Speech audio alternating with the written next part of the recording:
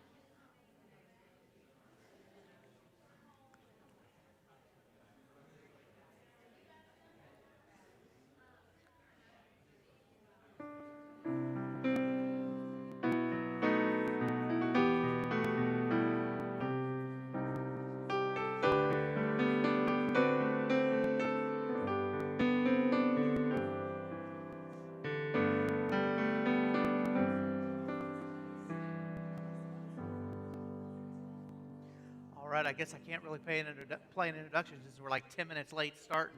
Sorry, was talking and not paying attention. So great to have each one of you out this evening.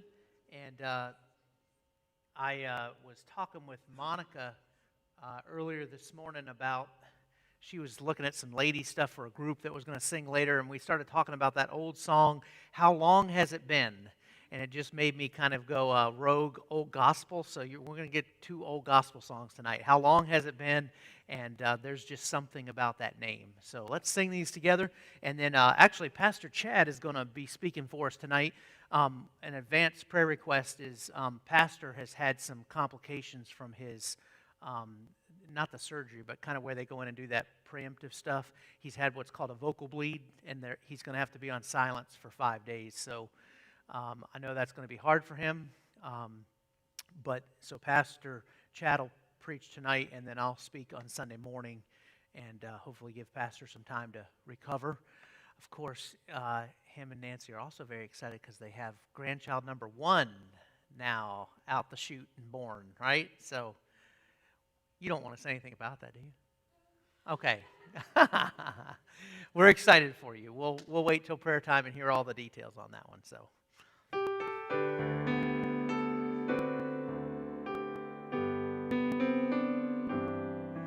How long has it been since you talked with the Lord and told Him your heart's hidden secret?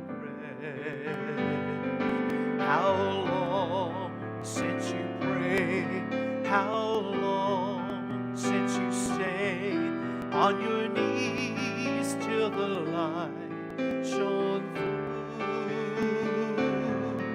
How long has it been since your mind felt at ease? How long since your heart knew no burden? Can you call Him your friend? How long has it been since you knew that He cares for you? How long has it been since you knelt by your bed and to the Lord up in heaven? How long since you knew that He'd answer you and would keep you the long night through? How long has it been since you woke with the dawn and felt that the day's worth the living? Can you call Him your friend? How long has it been since you knew that He cared for you?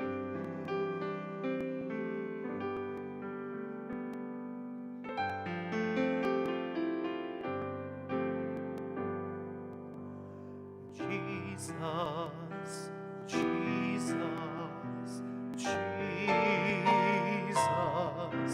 there's just something about that name. Master, Savior, Jesus, like the fragrance after the rain. Jesus, Jesus, Jesus, let all heaven and earth proclaim. Kings and kingdoms, they all pass away, but there's something about that name. All right, well, thank you for your singing this evening. We're going to have Pastor Chad come up. Before he does, I've been trying to do my best to learn everybody's names. So we got Chris and Erica Underwood back with us tonight. We got Ira and Danielle with us tonight, and we got Nick in the back. And I think everybody else has been coming for a while, right? And so have they now, but good to have you all out. Pastor Chad, you come and speak to us. Well, it's good to be with you guys tonight. Get on up here. I figured I'd sit with my wife for a second instead of sitting on the front row. So like I said, it is a blessing to be with you tonight. I feel sorry Pastor Mike can't be here, though. He's obviously resting from his voice procedure and different things. I know I was listening to him. I don't know what day it was. It was like Sunday or last Wednesday I heard him, and I was just like, man, you don't sound quite right.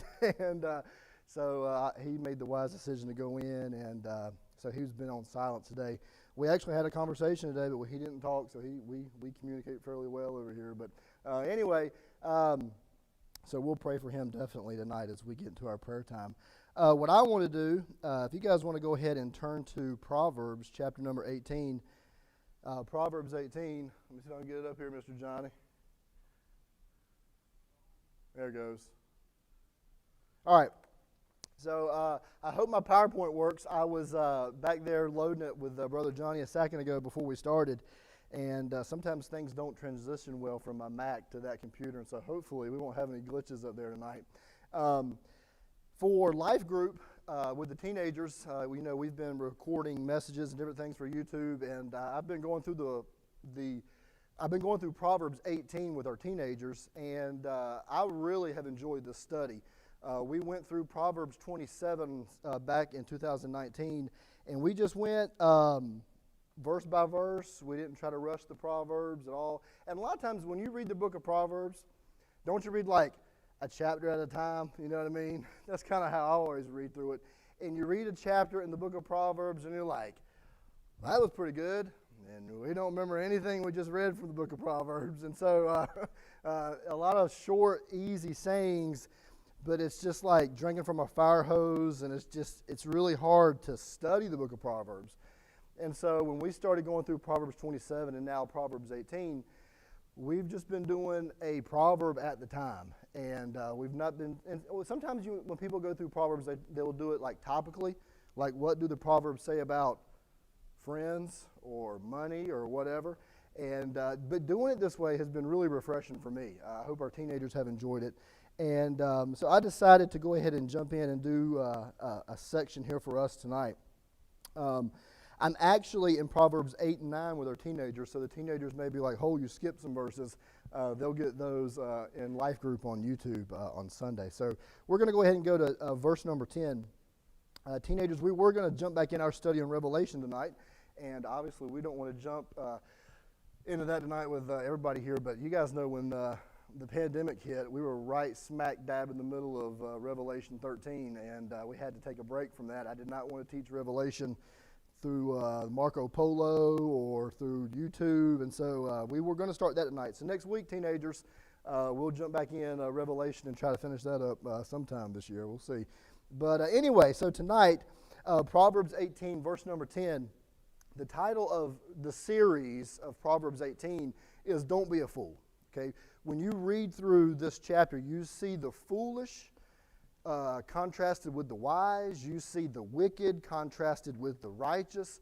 And so, at least as just a casual reading of the chapter, this is what came to my mind. Do not be a foolish person. And Solomon gives us some really short, easy ways for us not to be that way. And so we're going to look at one of them tonight. The title of our message tonight is Security in Strength. Okay, security and strength, and you'll see where this kind of ties in here in just a little bit. What I want to do is I want to start with a little bit of an illustration before we read our passage or anything. These here are some of my friends, okay? My face friends, all right? Some of these faces that you see up here, some of them are big, all right? Some of them are medium size. I got some small friends. I got happy friends. And I got sad friends. All right? If I wanted to talk to you about any one of these in particular, I would have to describe them to you in order to tell you who I'm talking about, because all those faces up there are similar in size and color and happy or sad, but none of them, there's only like, let's say I want to talk about this guy, all right? If I want to talk to you about him, I've got to say, hey, check out this big yellow smiley face, happy face, and you'll know which one I'm talking about. That's the only one that's big and yellow and happy, all right? And you'll see where this is coming in just a minute. This is important for us, all right? So this is the crux of the message tonight. No. If I was going to talk to you about this particular person, I would have to describe them to you every single time. If I said, hey, my big yellow happy friend does not like my small red sad friend, I'm having to use descriptive terms to tell you which face I'm talking about. But I can do something really cool so that I don't have to do that. I can give my little friend a name. And I thank you for preaching that song to us today, Brother Dave, about Jesus' name that we just sang. If I give this face a name and I say Smiley, I don't have to describe Smiley anymore because you know which face I'm talking about. I can say Smiley does not like so-and-so. Me and Smiley went here and there and all these things. When I name this face, not only have I distinguished it from all the other faces up there, but what I've done, and this is the point, this name encapsulates all of the characteristics of that face. So at the end of the message tonight, I could say, tell me about Smiley, and every one of you will be able to say, he's the big, yellow, happy face. Why? His characteristics are wrapped up in the name that I've given it, okay? And this is something that is going to be important for us as we look at Proverbs chapter number 18 and verse 10. You guys go ahead and look there. Proverbs 18. The name of the Lord is a strong tower. The righteous runs into it and is safe. And kind of my MO with going through some of these Proverbs is I like to go through the verse and I just say uncover the meaning. Okay, so what I'm going to do is I'm going to go through and we're going to look at a couple different words in this verse. And if you look at the verse again. The name of the Lord is a strong tower. The righteous runs into it and is safe. You probably know what all of those words mean, hopefully, okay? But we're going to go through and really paint the picture about what this proverb is talking about. And this is the beauty, really, of the Old Testament language anyway, is it really does paint vivid pictures for us, okay? And we're going to see some of that. And so I'm going to go through and just uncover the meaning of some of these words and try to paint the picture of what Solomon's talking about. And then I'm going to have 3 points of application for you, okay? And then we'll be done tonight. So the first phrase I want to talk about is the name of the Lord. And again, we just sang that song talking about Jesus' name. And, it's really, I'm really glad you sang that song because that kind of helps me kind of transition here a little bit. We talk about Jesus in our everyday language all the time, right? I mean, it's no problem for us to come to church and to say the name Jesus. We can be talking with our family, our friends, and if the name Jesus comes out of our mouth, that's not like a super weird thing. We can talk about him. It's not a weird name to use. The name of the Lord, and you guys will know this, capital L-O-R-D, it represents God's personal name, Yahweh. And for an Old Testament Jew, they would say Yahweh just like we would say Jesus. It was a normal word that they would use. Okay, so now we would say the words like God today and things like that, but the name of the Lord was something that they used all the time. And if you read the Old Testament, Yahweh, that name is mentioned 6,000 some odd times or something like that, I believe it is. It's a very common word for the Jewish people to use. Now, is it a sacred name? Absolutely. But why is it so sacred? Because of who's behind that name, right? And so God's name, the word name, let me say this first, is it kind of comes from a word that means to mark something, which kind of makes sense, right? If I mark the smiley face with something, that name, I've marked it, I've distinguished it, and I've taken all the characteristics of that smiley face, and I've kind of put them behind that name, Smiley, all right? And this is, the way that this word is used is the same way we use the word name, okay? We can use it to imply honor on someone's authority, their character, their renown, their reputation, those types of things.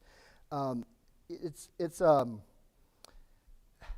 of like if I were to say a phrase like, don't mess up my good name, am I talking about the actual word, Chad Morris? I don't want you to like dirty that up. No, I don't want you to ruin my reputation. Don't ruin my good name. Don't mess up my honor or my character or things like that. Why? Because what is important is not the words Chad Morris, but what's important to me is the person behind that, my character, my reputation. The same thing is true for you. You don't want your name to be tarnished. You don't want your reputation, your honor, your character to be tarnished. And it's the same way with this. I mean, we could tell a young person, hey, you need to go out and make a name for yourself. What is that? You need to live an honorable life. You need to be a person of character. You need to be someone that that people think a good thing about when you think about them. Your name's important, right? And so this name of the Lord is something that is really important for us. And for the Lord, God's name, it encapsulates all that he is. Think about that. When you talk about God, who was behind that? I mean, a really big, powerful, loving, merciful, holy, just being is behind that, right? And all I have to do is say his name. If we say the name Jesus, what comes to your mind? Right? So the name of the Lord is something that is extremely important, because what it does, I mean, that takes all of who God is and how infinite that he is, and it puts him into something that we can think about. Now, we may not can think about all of him the same way at all because he's so big and everything, but that helps us, okay, I know who I'm talking about. Remember our guy Smiley, right? Same type of thing. We can think about God's character, his deeds that he has done. We can think about the person that he is.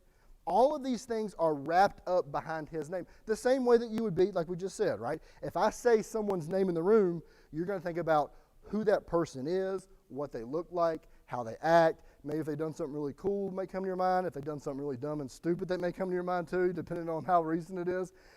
I mean, what goes into a person's name is so important, and it's not the actual name that is important. It's who's behind that name. And so look at our verse. The name of the Lord is a strong tower.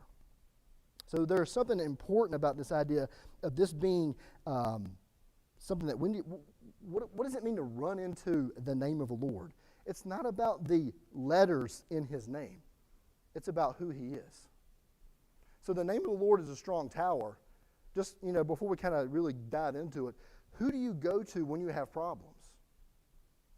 The name of the Lord is not like some lucky charm, good luck charm you put in your pocket, like you're going to write God's name on it and just keep it with you. That's not what it is. It is, I am depending and I am trusting in somebody. Who do you go to? Who do you run to? So the name of the Lord is something, and I was going to kind of not even hit on this, but I think it's really important for us to understand this proverb. Because what is it that is a strong tower? What is it that you're supposed to go to? God himself. You're not carrying on God's name in your pocket all day. You're depending on somebody. You're depending on the Lord. You're depending on God. Or at least you should be. And if you don't, you're a fool. Don't do that, all right? And that's kind of where we'll end up tonight. The next little phrase here that I want to talk about is this idea of his name being a strong tower. God is our strong tower. This is really easy, okay? You guys know what strong means. It means someone, a source of strength, might. It means firmness. It means security. So God, in this proverb, is said that he is a firm, secure tower. This is the place that you want to go when you have problems in your life. This is a place that is firm. This is someone that you can go to for security. And then the next word, really, tower. Let me back that up. The word tower, it comes from a word to mean like big and large and great. And so a tower is a great tower if it's what? The taller that it is, right? If that building has a lot of height, I think about the Washington Monument, right? it's just kind of, Washington, D.C. is, I don't know if you've ever been there, but a lot of the buildings in Washington, D.C. are not tall buildings, and they do that on purpose because they want the trees and just the foliage there to kind of mix in with their architecture and all those things. But the Washington Monument I mean, stands taller than anything around. It is a great tower. Why? Because it's so tall. And that's kind of the idea here, is that God, He is a strong, mighty, firm tower. He is large. He is great. And it's called a tower because of its height, okay? These were important in this time during these cities because it gave fortifications to a city, okay? It gave defenses to a city. If a city came under attack, the citizens could run into a tower for protection. They could fight from the tower and engage their enemies. I mean, it was a very profitable thing if your city had a tower in it. And the last couple, I don't know, probably this year I may have read, 3 or 4 books just about the war in Iraq and just in Afghanistan, just a lot of those things that have happened overseas with our military over the past decade. And I've read different books about different soldiers, about different engagements that they were in. And one of the things that I noticed is that no matter who these people were, it doesn't matter if they were like some special covert sniper mission or if it was like a group of soldiers who were scurrying like Afghan mountains to survive, or if they were like a platoon of Navy SEALs who were being attacked in the middle of the streets in Iraq in the middle of the day. It didn't matter the situation they found themselves in. These soldiers who wrote these books, they always sought high ground, always. And why would they do that? Why would soldiers, no matter their situation, why would they want to be in high ground? Whether they're engaging the enemy or defending, they want to be in a high, secure place because that gives them the opportunity to defend themselves. That gives them great advantage to engage the enemy that's around them. And so whether they're fleeing for their lives or whether they're like on the offensive, they're always seeking this high place. I was listening to a guy on YouTube. He was saying the same thing. He was like in the Army Rangers or something, and he used to raid places when he was in the military. And he would say, anytime I'm walking around, that's what comes to mind. How could I raid this place? And he always the high ground is so important. It's important for protection, and it's important for engaging the enemy. What does it say about our God? Look at the verse again. The name of the Lord, not just His physical name, but who He is, right? God, He is a strong tower. He is someone that brings security in your life. He is someone who brings protection in your life. Do you run to Him? Do you go to Him? Okay. Let's look at just this next phrase here, and this is kind of the end of the verse. So the name of the Lord is a strong tower. The righteous person runs into it and is safe. The word safe there is a really interesting word, okay? It has the idea of to be high up, which we're talking about a tower, right? But the word safe is the righteous run into it and they are placed on a high place. They are set on a high place. But really this word has got a little bit more to it than just being high. It is inaccessible. You cannot get to them because they're so high. They're way up there, okay? No one can get to you because of how high up you are. When I was in youth group myself, I was probably in the 7th or 8th grade, and we played a game called Scalp 'em, which our teenagers play Scalp 'em. If you played Scalp 'em, raise your hand. I mean, we've got everybody from Miss Nancy down to like Bryson raising their hand, okay, because this is a game that we've played a lot. And Scalp 'em is a game that is kind of like hide and seek, but you don't tag, all right? You have 2 teams, and one team will put a strip of duct tape on their back, right down their spine, and they will go hide anywhere they can find to hide. After a couple minutes, the other team is sent out to go find them. And they search and they work as a team, and as they find people, the only way to get them out is to take the tape off of their back. So it's not your casual game of like tag, if you know what I mean, okay? I've seen some pretty rough wrestling matches for that tape before, and so the girls are the worst, okay? It's always that way. They are the fiercest at that game. They bite and they scratch, and it's not nice. But anyway, so you have to find somebody, but then you've got to take that tape and scalp them, and then they join your team, and then you just keep going until there's like one person left. And as a teenager, you want to be the last person. I mean, it is like the pinnacle of your teenage years if you can be the last one and scalp them. I was a 7th or 8th grader playing this game, and so I'm one of the youngest in the youth group, and I show up to play, and I'm in some black clothes that probably look ridiculous. I mean, it's not super cool camo. It's just like jogging pants and like, you know, some black tennis shoes or something. I mean, I did not look the part. I show up, and I decided I'm going to climb a tree. And so I kind of get up this thing, and I was like, I'm good up here. And I can see people playing the game, and I'm just kind of sitting there. And I think I am so high up here, no one's going to be able to see me. I am safe up here. I'm protected up here. And then I see my teammates start to get captured. And people start looking for the little 8th grader. Where is he? And then they find me in this tree. And I cannot get out of the tree, okay? And I quickly realized that not only was I safe because I was high up, I was safe because I was inaccessible. They couldn't get up there. They threw rocks at me to try to get me down. There was this little sapling tree that was growing beside my tree. They would take it and they would shake it like this and try to like bang me against the leg to try to get me to come down. And I wouldn't come down. I was just kind of perched up there. And finally, one of the older guys, which as an 8th grader, you know, when the 10th and 12th graders come up, you start to get a little nervous. He's like, I'm coming up there. And I was like, okay. So he's a linebacker for the high school football team. I mean, super fit guy. He starts climbing up. His name's Chad Jordan, by the way. Miss Lauren knows him. And 2 Chads going at it, you know. So he's climbing this tree. He comes up, and he gets right at my feet. But even though he's bigger than I am, he's stronger than I am, he's faster than I am, I'm higher than he is. And I'm just kicking. And he goes back down, and I end up winning. Why? Because they couldn't get to me. And that's the image here. Look back at the verse. The name of the Lord is a strong tower.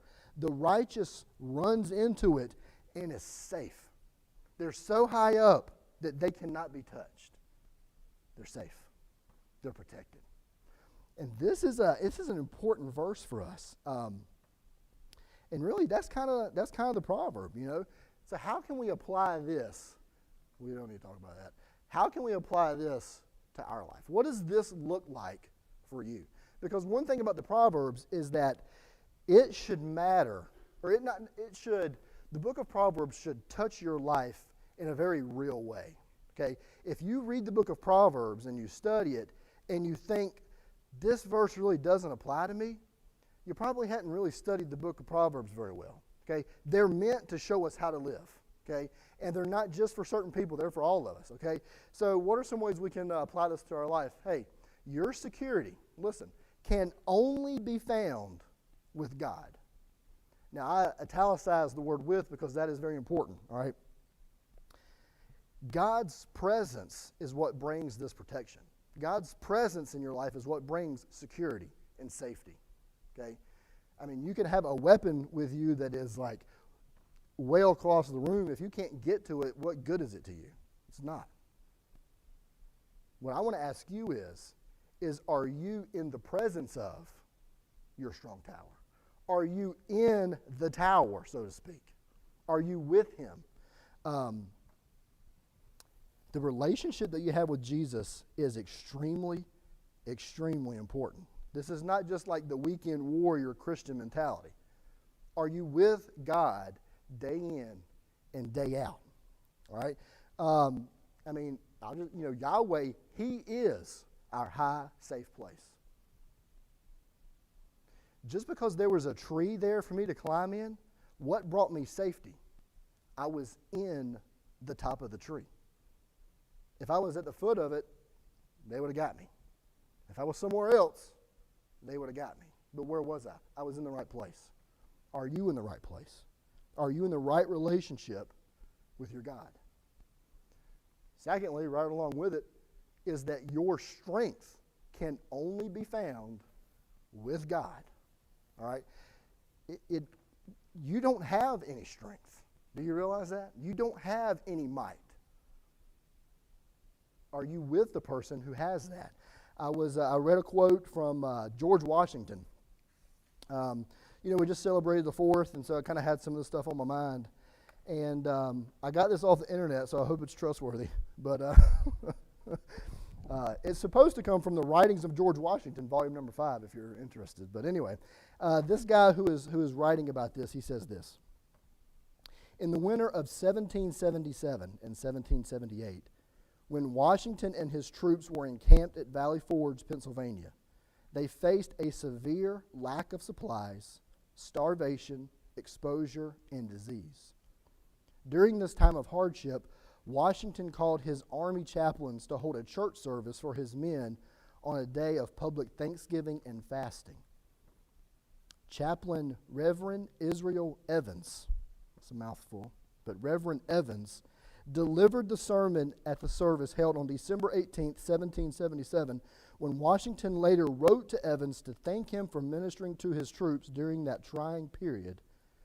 He again pointed out their reliance on divine providence for success, saying, and this is what Washington said in his letter, he says, "It will ever be the first wish of my heart to aid your pious endeavors, to inculcate or incite a due sense of the dependence we ought to place in that all-wise and powerful being on whom our success depends." So, hey, listen. What is he saying? He's showing that, hey, I depend on someone other than myself. Yeah, this is the leader of the Continental Army, right? It was not the prowess of the Continental Army or the strategy of the army that won. It was those men's trust in the strength of their God in whom they trusted in. God was his strong tower. That's who he went to when things got rough for him. Where did he go? He went to prayer. I've got a whole other sheet here of a lot of prayers that George Washington made, and they will make you feel about this big when you read them. I mean, someone who ran to the Lord, who depended on him. And that's the way we should live our lives, right? He realized that his security and his strength comes from him. God, Yahweh, is the source of your strength. Do you depend on yourself a little too much, maybe? Maybe you think you got this life. You got it at your job. You've got it going on with your family. You can handle it. If that's the way that you think, the book of Proverbs says that you are a fool. We can't live that way. And then the third thing here is this, and I hope this one makes sense. I'm going to try here. Running to God is a characteristic of the righteous. Okay, and let me just kind of put this up here and then I'll explain it. Depending on God doesn't make you righteous. And before you pick up stones, all right, I'm not talking about a person's salvation here, all right? Just let me put this next point up here and I'll explain. So just depending on him doesn't make you righteous. Depending on God shows that you are righteous. Okay, so let me kind of explain what I mean. If your natural bent is to trust in other things when things get tough, whatever that may be for you, if you're trusting in things and running to things other than God, you're foolish. And what are you showing about yourself? You're showing that you're not a righteous, wise person. So if you think to yourself, oh man, I'm not trusting in what I should be, let me just go trust in God during this hard time. Now, is that a step in the right direction? Absolutely. All right. And again, I'm not talking about a person's salvation. I'm talking about a person living a just, righteous type of life. Okay. This verse says that the righteous people, the people that are righteous, do you know what those people do? They run to God when they have problems. So the fact that they run to him characterizes them. So are you someone who, when you face trouble and difficulty, you run to the strong tower? or do you run to somewhere else? Are you a righteous person? Are you living a wise, righteous life? I don't know if the way I've put it there makes sense or not. I hope it does. All right. I hope that we are people who are righteous, and the fact that we are righteous means, hey, when we face trouble, we go somewhere because of who we are, because we know who God is. We know who He is, His characteristics. So that's where we go, because we're righteous. If you go to other places, you need to evaluate why you run to those things. You don't need to be a fool. Don't be a foolish person. And this is kind of the part in the lesson where you get a bonus verse. All right, verse number 11. I'm not going to go all the way through it like we did the last one, but it's a little bonus for you. Don't you guys you like bonuses any other time, right? So you should enjoy a little bonus verse every night. Look at verse number 11, okay? A rich man's wealth is his strong city, and like a high wall in his own imagination. The poet here, Solomon, he links these two verses together. He uses similar language, okay? Look at verse number 10. This one's easy, right? The name of Yahweh, the name of the Lord, it is a strong tower. Verse 11, a rich man's wealth is his strong city. It's the same word, okay? In English and in Hebrew, okay? And there's another word he uses, the word safe. Remember that word, I'll see if you can kind of pick this one out. This is not quite as easy. A rich man's wealth is his strong city, and like a high wall in his own imagination. Remember what the word safe means. Remember I climbed the tree so I could get nice and high and safe? A rich man's wealth is his strong city. It is like a high, inaccessible wall in his own imagination. If you had to scale over the wall here in the auditorium, none of you can make it over that. Okay? It's too high for you. A rich man views his wealth this way. It's protection for him. Now let's look. We're just going to stay kind of right here with this verse, just real quick. I want to show you just two things. The word wealth, and I want to point this out because how many of you looked at this verse and you said, "Oh, I don't have any wealth. I'm not a rich, wealthy person." If you thought that, I got a little something for you here, okay? The word wealth is a word that just means substance. It means goods. And it's really linked to a word that means to be light or to be ready to do something, to be enough of something even. And it's it's having enough goods in your life to make it easy. Now, do some people have more goods than others? Yes. Do some people have easier lives than others? Yeah. But think about your life. What do you have in your life that makes your life easier? What about your income? Does that make your life easier? Yeah. What about your house?